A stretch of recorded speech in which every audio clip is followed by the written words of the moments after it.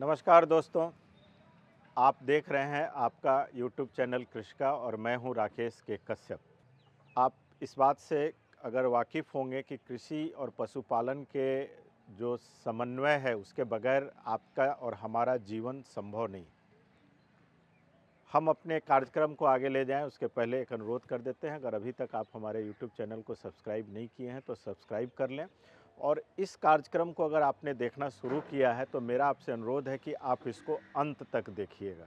ब्रजेश जी, इस आधुनिक दौर में जब लोग अधिक से अधिक दुग्ध उत्पादन की बात कर रहे हैं, उसमें बछौर आपके यहाँ मैं 3-4 देख रहा हूँ, तो बछौर का क्या महत्ता है और कितनी अधिकतम दूध आप इससे लेते हैं और क्यों ये महत्वपूर्ण है, इसको ज़रा बताइए। क्या है सर कि मैं एक बार एक वीडियो बनाया था इस पे कि पशुपालन के बहुत से, खास करके गौ पालन के बहुत उद्देश्य हैं। आप बहुआयामी उद्देश्य की चीज़ें हैं कि आप धार्मिक उद्देश्य के पाल रहे हैं, आर्थिक उद्देश्य के लिए पाल रहे हैं, स्वच्छता के लिए पाल रहे हैं, दूध उत्पादन के लिए पाल रहे हैं, तो उसमें बछौर का अपना एक महत्व है।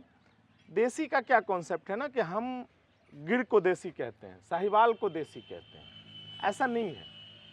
मैं आपको बताऊं कि गिर तो गुजरात की मूल नस्ल है और साहिवाल जो है वो ओरिजिनल में पाकिस्तान का जो पंजाब प्रांत है वहाँ की ओरिजिन है। रेड सिंधी सिंध प्रांत की ओरिजिन है और उसको हम देसी कहते हैं। और मान लीजिए कि यहाँ से तो नेपाल 200 किलोमीटर है, तो नेपाल की नस्ल देसी क्यों नहीं हुई? ये देसी का आइडेंटिफिकेशन क्या है कि आप उस रीजन में, उस सॉइल में, उस सॉइल कंटेंट में क्या आप सर्वाइवल है। तो बछौर जो है ये यहाँ की मूल नस्ल है। एक तो इसका प्रिजर्वेशन जरूरी है, दूसरा हमारे पूर्व सांसद श्रद्धेय भोला बाबू और हमारे पूर्व केंद्रीय कृषि मंत्री राधा मोहन सिंह जी की एक बहुत यूनिक योजना थी, पंडित दीनदयाल उपाध्याय उन्नत कृषि शिक्षा योजना। उसके तहत देसी गाय और देसी गायों से जुड़ी हुई कृषि को लेके प्रोत्साहन का कार्यक्रम था, तो उसमें मैंने इसको खरीदा। यहाँ पे आए भी लोग, राधा मोहन सिंह जी आए, भोला बाबू आए और उस योजनाओं में बहुत सारे लोगों को जानकारियाँ भी दी गई। तब से ये भाग गई हैं और आप जानिए कि इस गाय में आज तक में 10 रुपये की मेडिसिन नहीं लगी है और ये गाय 10 ब्यात बच्चा दे दी है। और आप किसी अनजान आदमी से पूछेंगे कि ये गाय कितने ब्यात की है तो कहेगा दूसरे तीसरे ब्यात की है। इतनी स्वस्थ गाय दूसरा कोई नस्ल बिहार में हो ही नहीं सकती है। कितना दूध इससे आप ले पाते हैं? 4 लीटर मैक्सिमम दूध आता है दोनों टाइम मिला के।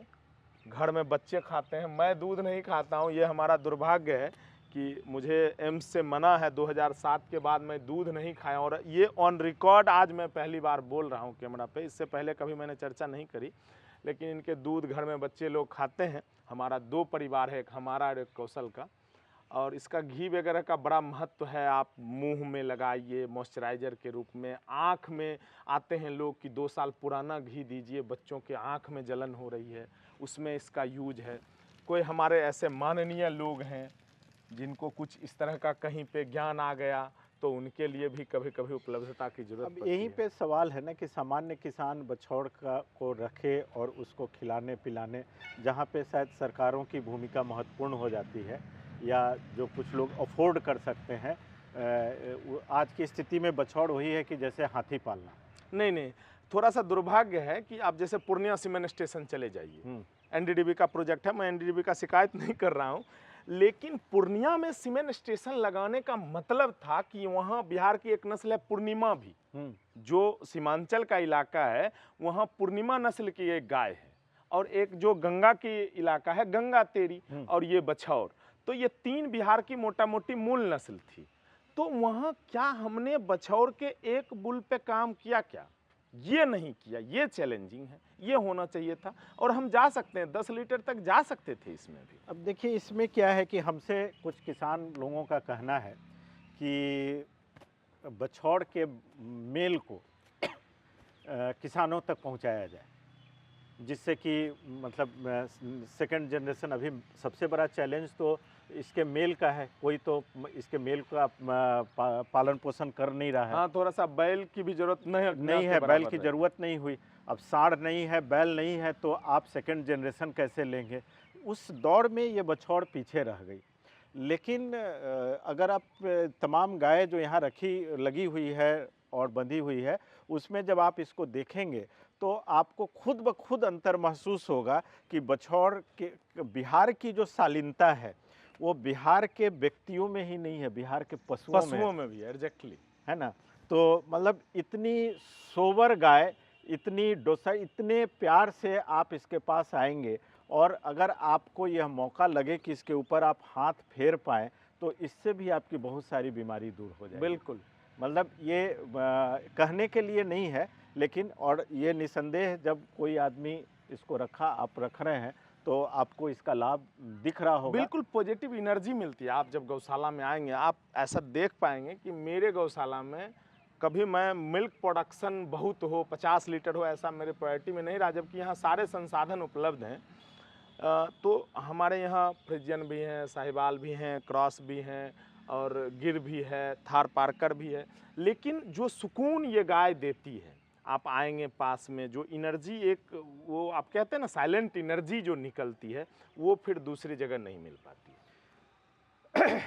आप जब कभी कहीं जाएं और अगर बिहार में इस कार्यक्रम को देखने के बाद आने का मौका लगता है, तो आप किसी भी जगह जाके बछौर को ज़रूर देखें।